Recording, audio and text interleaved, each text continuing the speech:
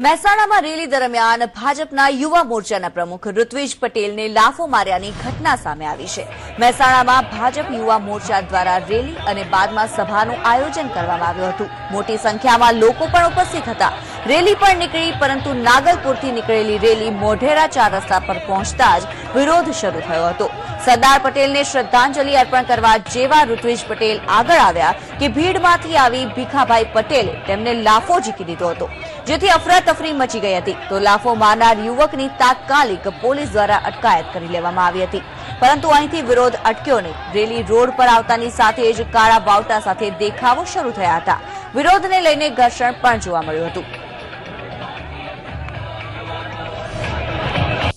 આટલી મોટી વિશાળ સફળ રેલી જેનાથી પછી નહીં ગુજરાતના વિકાસ અને ગુજરાતની સલામતી અને શાંતિનું જે આદર્શ વાતાવરણ પ્રવર્તી રહ્યું છે એ જેનાથી પચ્યું નહીં એવા કોંગ્રેસે પોતાના એક ભાડુતી ગુંડા દ્વારા આ પ્રકારની ચેષ્ટા કરવાનો એક નિષ્ફળ પ્રયાસ કર્યો।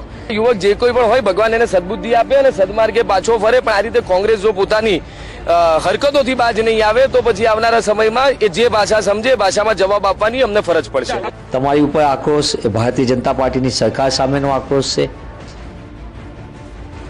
અને તેના માટે ભારતીય જનતા પાર્ટીએ કોંગ્રેસ ઉપર દોષારોપણ કરવાને બદલે ચિંતન અને ચિંતા કરવાની જરૂર છે। ઋત્વિજભાઈ, કોંગ્રેસ ઉપર દોષારોપણ કરવાનું બંધ કરો। પોલીસ તમારી છે, તપાસ કરો।